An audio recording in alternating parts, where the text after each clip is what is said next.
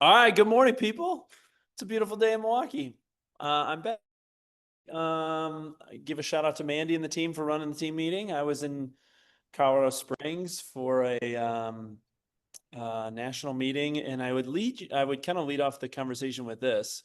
I had the opportunity to spend 2.5 days in Colorado with 800 people who basically run brokerages, title, or mortgage, and talk about what's going on in the industry and what's going on and how do we evolve and stay ahead of the curve on a lot of industry topics. But one of the things I had the opportunity of doing is spending 90 minutes with Nikia Wright. If you don't know who Nikia is she's been in her role now for about 18 months, the new president and CEO of the National Association of Realtors. I will tell you, wicked smart woman. She's very self-aware as to what is happening within our industry and the perception of our association and what she was walking into.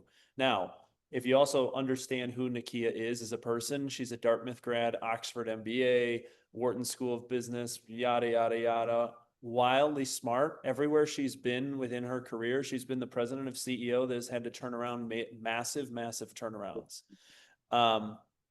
Including her most recent post as the president and CEO of the Chicago Sun-Times, which is the second newspaper in Chicago. And if you know anything about the newspaper industry, it's a tough industry to be in. And the performance in which that she delivered is nothing short of exceptional.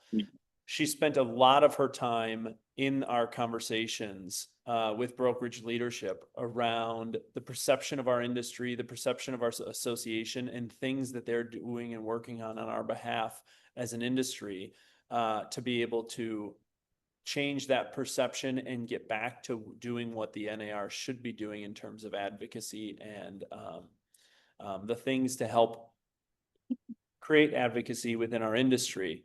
And, we don't talk about this a lot because I don't want to put it on your radar, but like the Department of Justice is still looking into our industry in terms of its practices. And a big piece of that is the work that the NAR is doing, not only on Capitol Hill, but, some of the things they're doing coming out of the settlements and various other legal things.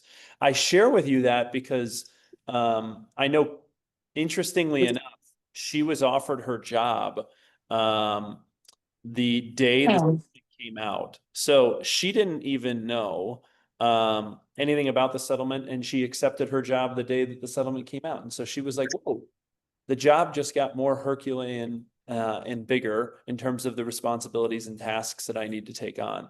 So I share that with you because I know coming out of all that legal environment, there was a lot of opinions around the purpose of the NAR. And I will tell you, it's not often where I walk into a room and I was like, whoa, that person is dialed in to what they need to be doing. She's totally dialed in.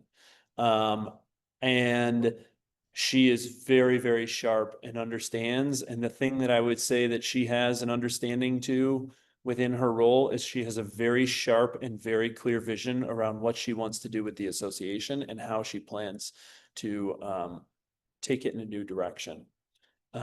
So I thought I'd share that with you because, we all pay dues into something, and most of us don't pay much of attention as to what we're paying the dues for or why we pay dues. And Nikia Wright is the perfect president and CEO at this time as it relates to NAR. And I came away from 90 minutes with her incredibly impressed last week. So I thought I would share that with you. All right, jumping into it. This week, I'm going to dig deep into some data for you as I normally do. But what's interesting is that within the seasonal markets, May, June, July, depending on the year, has always been the seasonal crest within the market. And there's some trends I've been watching and paying attention to within our market. And curious because last year, the crest of the market was in May. And previously, the crest in the market going back to 2020 was in June. And so I'm curious as if we're seeing the crest of the market right now, sitting here June 17th, that the crest of the market was indeed May.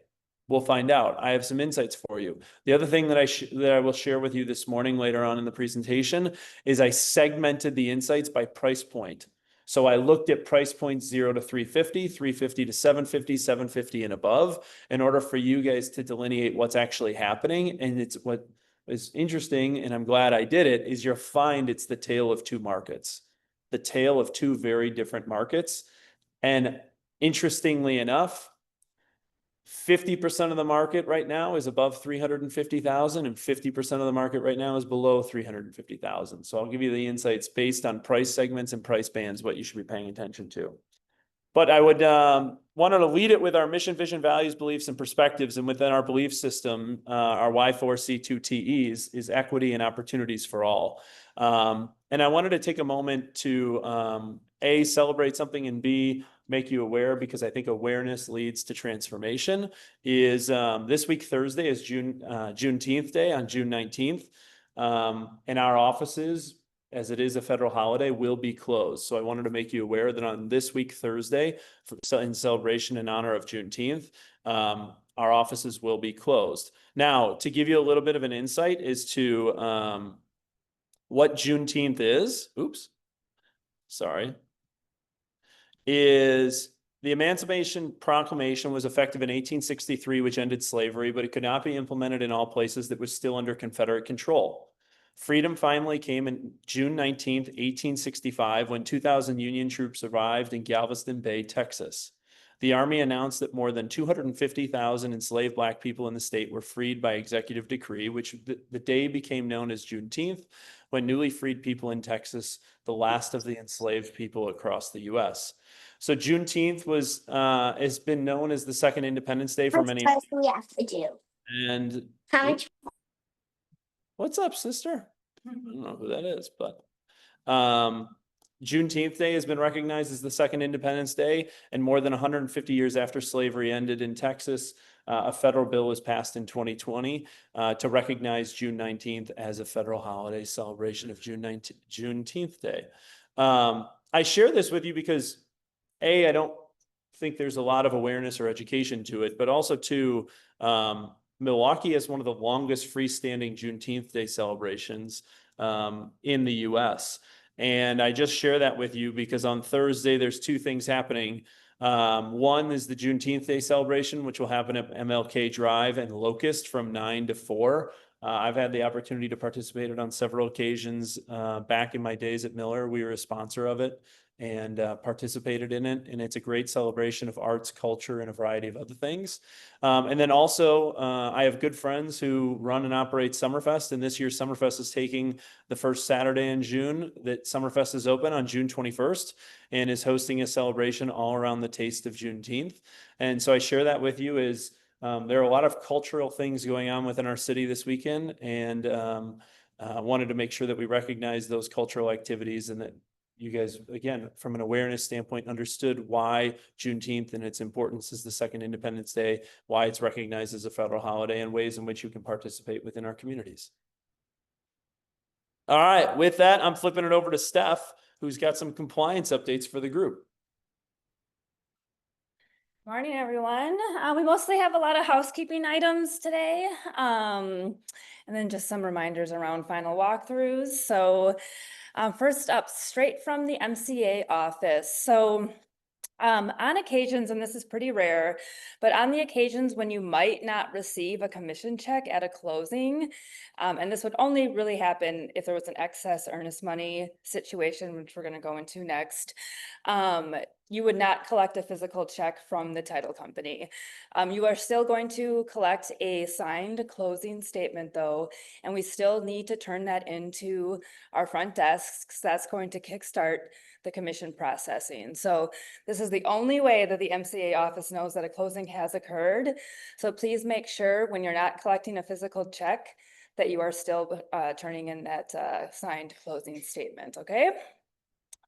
And then excess earnest money, that happens when it's our listing and we're holding on to the earnest money and our commission total is less than the earnest money that we are holding on to in our account. So the title company then is going to request that the listing agent bring a check to closing. We need to go to the MCA office with that then. So we're going to send an email to Emily. We're going to include the address, the excess indicating that an excess check is needed in the body of the email, and you're gonna get this information from the title company, who to make the check out to. It's gonna be at the title company, the amount, and then you're gonna let the MCA office know when you plan to pick it up. So please make sure you're giving the MCA office enough notice for this, so that they have time to cut the check and make sure it's up at the front desk for you. Okay. All right, and then this is from the MCA office and from Kimmy. Our cancellation and mutual release procedures. So if a transaction is canceled, and again, we're going to be on the listing side with this because we're going to be holding on to the earnest money, and the earnest money is being returned to the buyer, and they submitted that earnest money via trust funds, which we went through a couple weeks ago. 9 times out of 10, we want you guys to make sure 10 times out of 10 that it's going to be submitted via trust funds.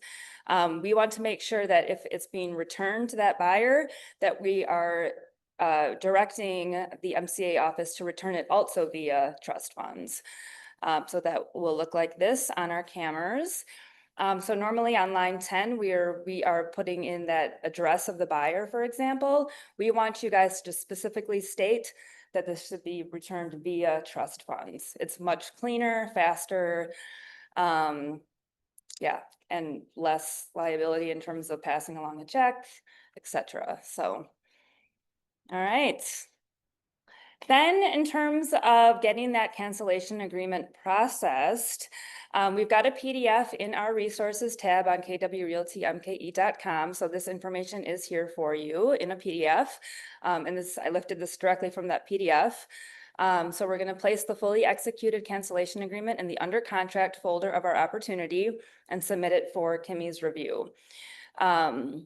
You can either add a comment in the under contract folder and tag Kimmy with that and let her know that it's there. Or, and I think this is more ideal, send an email to Kimmy, myself, or Joan, and include the MCA office, so Emily or Jen, along with a copy of that camera, so that it's going to kickstart that process for us to review the cancellation agreement and get that earnest money returned. We get this question a lot. You can still use the same opportunity. You don't have to create a new opportunity when that second accepted offer comes along. You are just going to create a different checklist. And that's what that looks like. So under this red circle here where it says under contract, there's going to be a drop-down menu, and you're going to be able to create a new checklist for that new accepted offer. So again, you don't have to recreate the wheel. All right. Then this is just a screenshot from, again, our miscellaneous resources folder in kwrealtymke.com. So you guys all have access to this. So when you've got a cancellation agreement, forgot where to go, you can come here and look up the instructions. We're always driving people to kwrealtymke.com. All right, then some reminders around the final walkthrough. So at the top here, I have this lifted directly from our offer to purchase, so lines 478 to 481, stating the buyer's pre-closing walkthrough and the direction around that, provision around that. So within 3 days prior to closing, this is when you're going to schedule your final walkthrough. Do not schedule a final walkthrough prior to this point in time. A lot can happen in a week. A lot can happen in 3 days, right? So the goal of the final walkthrough is to make sure that the home is in the same condition, relatively same condition as it was when that buyer made the offer to begin with.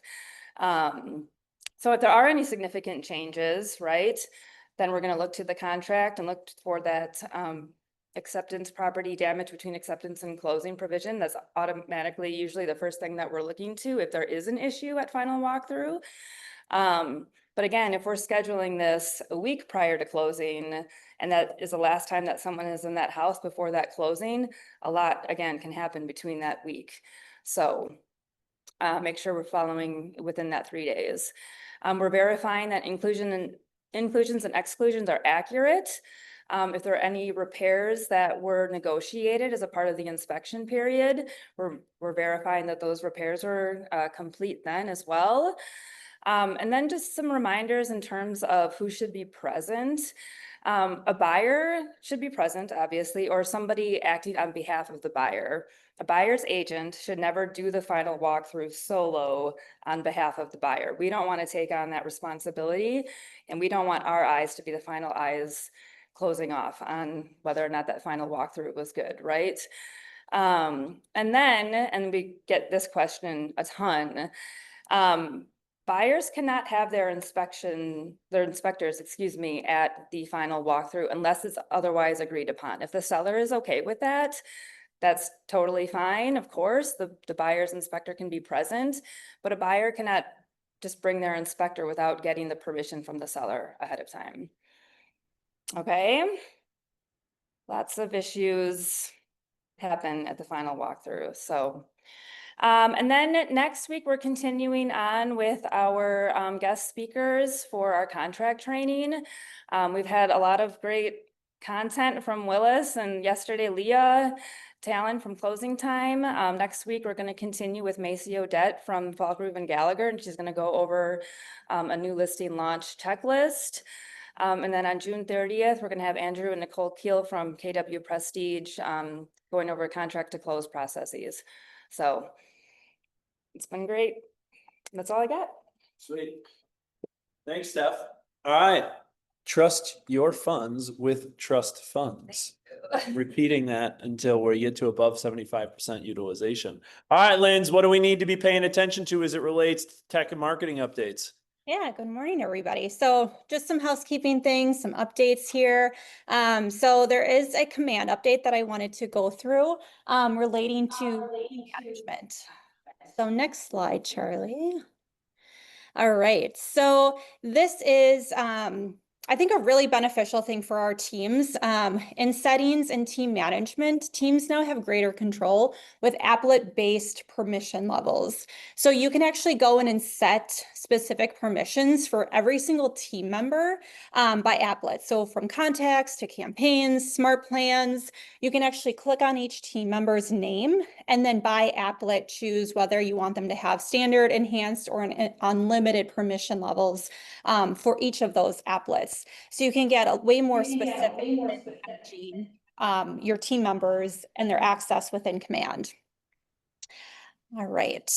And then the next slide, this is just a quick kind of overview showing exactly what you'll click into by team member. And you'll see the different applets, tasks, designs, campaigns, all of that. So that's now available in settings. Switching gears a little bit to just some housekeeping items for our marketing concierge. Whenever you submit an order request for marketing materials, we are always going to email you from kwmkemarketing@gmail.com. So make sure to save this email in your contacts and just know that it's one of our leadership team members with our marketing team emailing you your marketing assets, whether it's myself, Madeline, Bella, Courtney, Allie.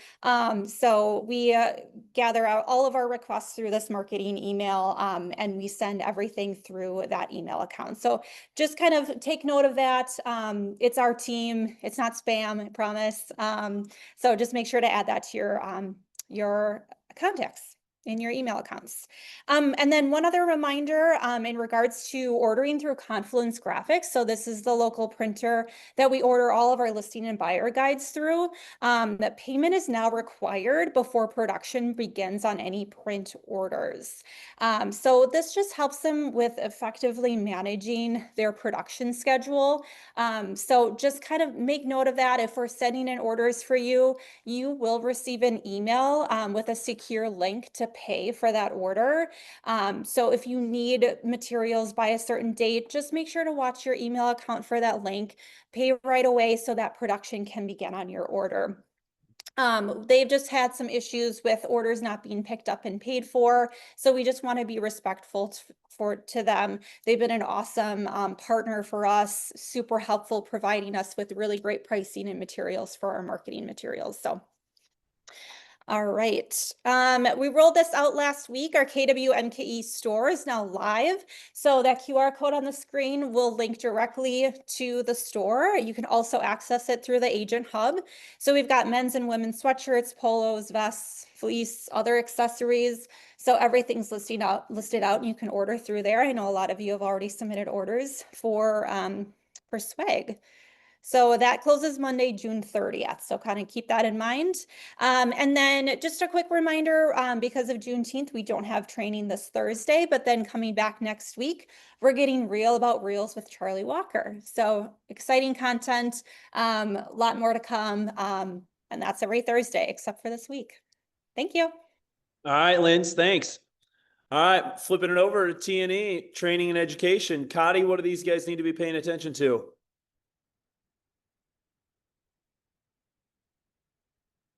Cotty.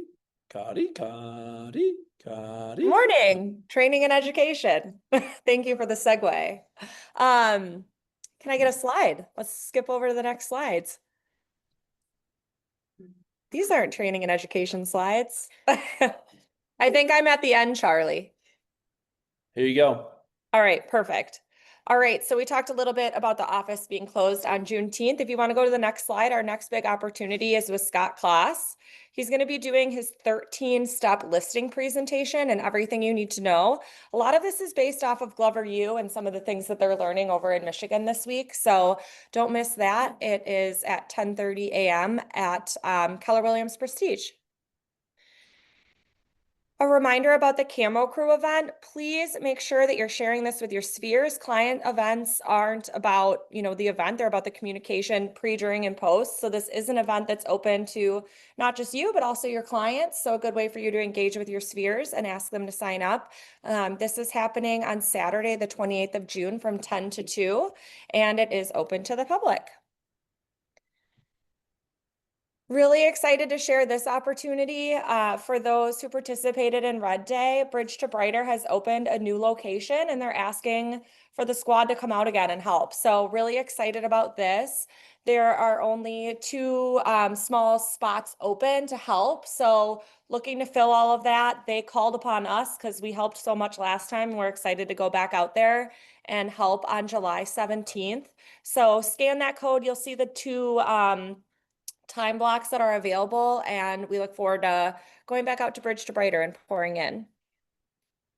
And then last but not least, I hinted about this last week, but the Keller Williams Family Day is now open for registrations. It's going to be really fun. It's at the Camp Bar at the State Fair grounds, and it's from 3 to 7 o'clock. We're going to have live music, carnival games, activities, food trucks. So really looking forward to seeing all of you and your kids out there. Mine will be there. It's going to be really fun. Yeah, so I just want to share one quick thing for this group. Every year we do a big holiday party, try and do it somewhere downtown or essentially located thing. And then this year I was like, you know what, we should do a company picnic. Bring your kids, bring your spouse, bring your grandkids, bring the kids you nanny for, whoever it might be. And it's going to be a lighthearted. We did Camp Bar at the State Fair, not during the State Fair, at the State Fair, because it was centrally located with easy accessibility and parking. And it'll be just a day of camaraderie and fun amongst your peers. And, if you want to get your face painted, get your face painted. So check that out and make sure to register. Lastly, Cotty, and then I'll take it from here. Mega Camp, it's not average camp. You want to participate? Join us down in San Antonio, August 11th to the 14th. All right. I wanted to follow up with you guys on a few things. One is let me back up.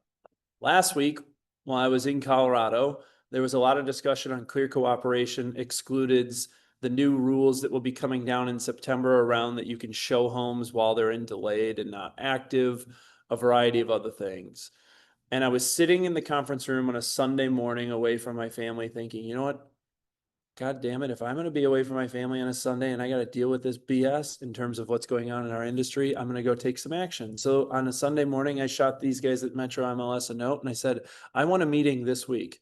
I don't want 2 weeks. I don't want 2 months. I want it this week. So I met with them. Kimmy and I met with them on Wednesday of last week. And I'm hammering them on what I believe our strategic priorities to be as an industry. This has evolved a little bit since I shared with you the meeting that I sat down with them in February. But here's the reason why I share this with you is one, I want you to understand the advocacy that I'm taking on your behalf within the industry, because there a lot will be changing between now and September as it relates to our MLS. We have a new CEO that will be forthcoming as they're currently searching for it. Two, we represent nearly 20% of the membership. The membership owns the MLS, and I think that we need more of a voice. And so I'm tightening the screws on these guys.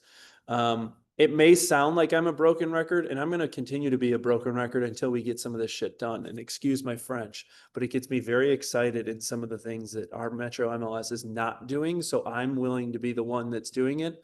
And for those of you that watched House of Cards, I said, if I need to be Kevin Spacey, who's the whip to whip votes at the board, I will happily do it, and I'll get my whip out. So that's what I'm doing. I'm setting 13 meetings with the meetings of the MLS board in order for them to understand what our priorities are as representing 20% of the membership that owns the MLS. Since I can't have a seat on the board, and for whatever reason they won't let me on the board, that's a whole nother topic. That's fine. I'll go whip the votes that we need in order to get some of this done. So last week when I met with them, one is we are in support of clear cooperation. We believe that the free market best is served and that your clients are best served by putting things on the MLS. There's a lot that goes into the clear cooperation policy, but we believe that homes that are publicly marketed through the MLS platform is a healthy way for the free market to work. Two, I'm going to say this till I'm blue in the face, and my job I think will be done if I get this done. Individual agent IDX feeds. With the advent and the evolution of technology, it's blasphemy that we're one of 2 major metro markets, and they want to use it's hard to control and this, that, and the other. If Houston and Chicago can figure it out, we can figure it out. With the advent of AI and the evolution of technology to create your business more efficiently, you guys need individual agent IDX feeds. Again, you might not know what that means yet. You will soon, and it will only benefit you. 3, syndication of delayed listings has to happen. There's no reason for it not happening. And 4, this is more selfishly on the back end, but also I think it will benefit you. If you didn't know this, right now there are 13 MLSs across the state of Wisconsin. That is 12 too many.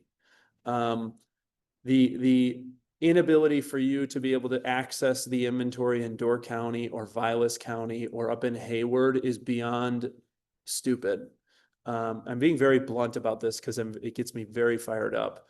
But this is what I shared with them last week, Wednesday, and I told them that I was going to be meeting with each of their 13 members of their board with one-on-one, because I'm going to make sure that our voice is known as they're starting to think about how their policies and the business is evolving as it relates to MLS. Lastly, I've gotten a lot of feedback as it relates to syndication of delayed listings and some platforms that are doing it in a roundabout way. I got to give a shout out to Nada. Nada put this on my radar as an active listing as a listing that she put into delayed several weeks ago. This was on the Redfin platform. Redfin then basically took a Google image of the delayed listing in order to put it on their platform because they couldn't get the feed from the IDX, which is why I say just syndicate the whole thing so we don't have this poor representation of it coming soon. This is I just want you to know we're very well aware that what Redfin is doing, and we're working actively. And that's why I go back to rule number 2 or point number 2 or 3. If you syndicate all the delayed listings, you don't have to worry about a poor representation of a coming soon listing. So just syndicate everything. Who cares? I hate to see or know that some of you are sitting at a soccer game looking at the hot sheet in order to send new listings to your clients. Or you might be at a family brunch on a Sunday and you're looking at the hot sheet and looking at the hot sheet and looking at the hot sheet. And I think that's inefficient and unfair to you as an industry professional. And for your clients to learn about new listings coming via social media platforms and not through every platform is why I'm advocating for so many of these things. So I give this to you as a way to say I met with them last week. I'm going to continue to meet with them, and I'm going to continue to whip the votes we need to in order to drive this industry forward as it relates to our relationship with the MLS. Cool? Sweet. I do this to keep you informed as to what I'm working on in the background. So with that, all right, let's get all hot and bothered and then talk about market insight, shall we? Yeah, my pleasure. All right, so market insights across the 5-county metro area. Okay, first up, I gave you my trends and my outlook. I always go back to this so you understand the 6 things that I'm paying attention to as it relates to the industry. The predictions I made in January and February, 2 things I'm paying attention to. I'm curious as to where the industry will fall in the remaining 6 months of the year is closed units. I thought it would be up mid-single digits. We went a little bit backwards in May, and I'll explain that here in a second. Closed volume up 7% or more. We're on that trend, so we're right where I thought we would be. The challenge is while homes continue to appreciate, units have slipped slightly, and this is my challenge to you, is to say don't get drunk on the appreciation, that you lose sight that you might be losing a very slow market share death because you're losing units, but you're offsetting your income because homes have gone up. That's why I keep hammering you on focus on units, and the volume and income piece of it will follow. Don't lead with the income and volume piece and then hope the units follow. Hope is not a great strategy. So Metro MLS, what's going on year to date through May? Year to date through May, closed units have now slipped backwards from last month because May was rather soft. Closed units so far year to date are minus 2%. That doesn't make me feel great on a year-to-date perspective, and you'll see the May results here shortly. Closed sales volume, and this is why I'm saying I think units or sometimes agents are being misled in terms of their success or their performance metrics, is closed sales volume is up 6% year-to-date. Why? Listings taken volume's up 7%. Okay, so let's dig into the data. This is a little bit different than what you've seen in months past. The charts are the same because I always give you the charts to make sure you know I'm not blowing smoke and that I've done my research. Everything is cited and sourced so that you can understand how I'm pulling the data. I do that because our peers don't always cite and source their data. I'll reserve comment there. So new inventory units. In the month of May, new inventory was down 2.8%, or we lost 77 units. This is where I broke it out by price point. From the 0 to 349K, new units were off 8%. This is where you're going to start to see the trend of the theme of a tale of 2 markets. Because 350 to 749, the market was up 1%, and the 750 plus was up 12%. When you combine the 350 to 750 plus market, it's 50% of the market. A tale of 2 markets. I'll explain later in the grocery store market of the moment script. Total inventory was up 3.2% in May. Okay, a tale of 2 markets. Total inventory below 350 was down 1%, and above 350 was up 5.4%, and above 750 was up 17%, respectively. A tale of 2 markets. Expired inventory units, I'm going to talk about this every single month because you need to be paying attention to it. 1, you don't want to be canceled. 2, there's an opportunity to be second in the marketplace. Right-sizing expectations as it relates to your sellers as to what's happening in the market of the moment today is vital more than ever. Why? Listing agents are getting a quick hook. And because they're getting a quick hook, you have an opportunity to be second in the marketplace. Why? How do I know that? Expired listings were up 7% versus May of last year and up 23% versus May of 23. You have a shorter leash. You have a shorter leash. Sales absorption rates. This is the percentage of inventory that goes under contract in a given month. Again, in the month of May, total sales absorption was down 1%. That's not a major change. I wouldn't lose sleep over that. Now, the 0 to 350 mark was down 5%, and the 750 plus was down 5%. The market 350 to 750 was up 5%. Again, it's a little bit of a mixed bag. You're seeing some softness in the low end and in the extreme high end. The middle market, which makes up about 1/3 of the total overall market, has been very, very healthy from a demand standpoint, which is why I think it's driving the appreciation gains. Average days on market in the month of May was still 29 days. 29 days was the average days on market. Now, interestingly enough, below 350, it was 33 days, and that rose from last year.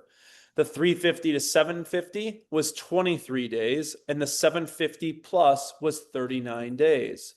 important to pay attention to. No substantial difference in the what I would call the luxury market, and the market is moving slightly faster than it was the prior year. So pay attention based on the price segment when you are coming to market.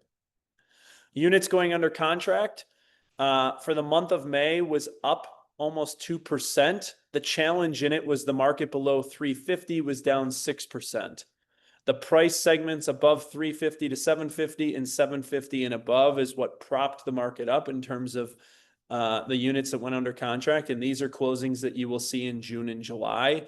Is 50% of the market is transacting more, 50% of the market is transacting less. I have a theory to that I'll get to in a second. Pricing is a total mixed bag right now. This is the first time, as we've been looking at this data in 2025, where I can effectively say it's a bit of a mixed bag. We don't entirely know where it's going to go, and something I'll be paying attention to in June and July, because this is the first time where we haven't seen that plus 5 to 10 to 15% appreciation on a given month. And my question here is, are we seeing the market beginning to crest in 2025 as it relates to appreciation?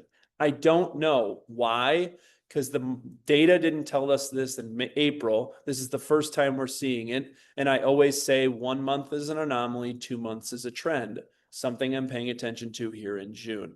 And you can see it based on price segment, how it breaks out. You can then see on a price per square foot, a bit more of a static measure, how that breaks out by price point. So price point per price per square foot in the 350 to 750 range was up 6%, 750 plus was up 7%, and yet our medians and averages were somewhat flat versus prior year.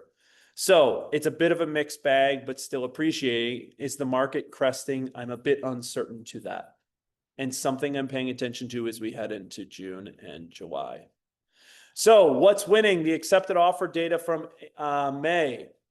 I give you what April and May was last year in 2024 is a synopsis so you can compare what happened last spring to what's happening this spring.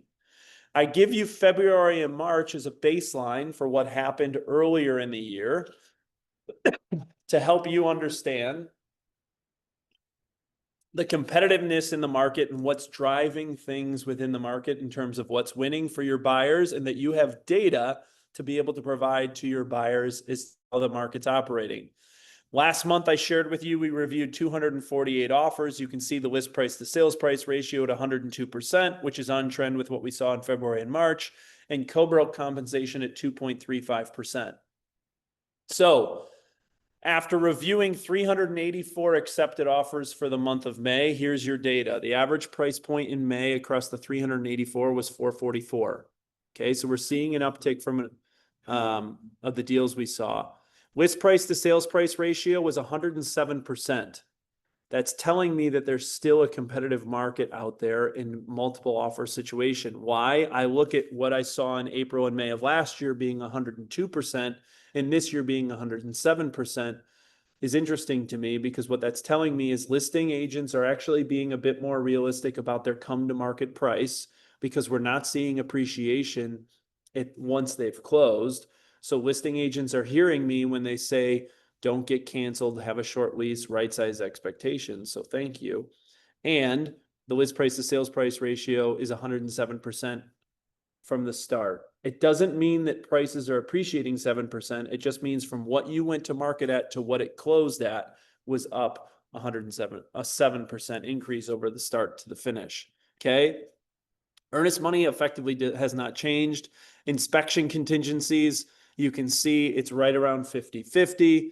A little bit, it slid backwards where slightly, but still 51% had no. 25% were cashed, 75% were financed. That was a little bit of an uptick from what we've seen earlier in the spring. The average down payment on finance deals still sits around 17%. And an interesting trend that I'll be paying attention to is co-broke compensation. As I've noticed that the market has got a bit more competitive, co-broke compensations as well. It was at 2.26% in the month of May off of 384 deals. Now, What's interesting to me, and I looked at all the data, especially on the co-broke compensation side on line by line basis, was this. Again, the theory is still true. We're seeing a higher incidence rate of 3% on the co-broke side, or people are charging 2.4 and adding additional fees from an administration standpoint. We're also seeing a higher incidence rate, especially for those that are representing both sides of the deal, where they are discounting professional fees and services when they double pop each side. And so when I looked at it last month, we had it was roughly 18 double pops. The double pops, those 18, based on how they played with commissions representing both sides of the deal, is actually what contributed to the decrease from 2.35% in April to 2.26% in May. It was 16 deals, but again, trends I'm paying attention to as it relates to the data. Full caveat, I'm not just advising anybody as it relates to commission. I'm just sharing you the data. Cool? Right. Yes. Be on the line in the offer, not by Not- agency, right? Not necessarily. It's basically what we're tracking is what is paid out in the offer. Correct. All right, with that, here's my grocery store market of the moment script, and it looks like I forgot to update my animations. You're going to get it all at once. Demand of the market. Demand has remained consistent. It's still very competitive, and the most competitive market in the price is the price point band from 350 to 750. Straight facts. 350 to 750 is the most competitive market. Inventory, 50% of the market is above 350, 50% of the market is below 350. The above 350 inventory is growing, below 350 inventory is declining. Basically, sellers who are selling have to or are able to. That's an important thing, or are able to. The rate of sale and velocity, homes are moving at similar rates. Expireds have increased. Sellers are impatient. Set expectations, communicate, price appropriately.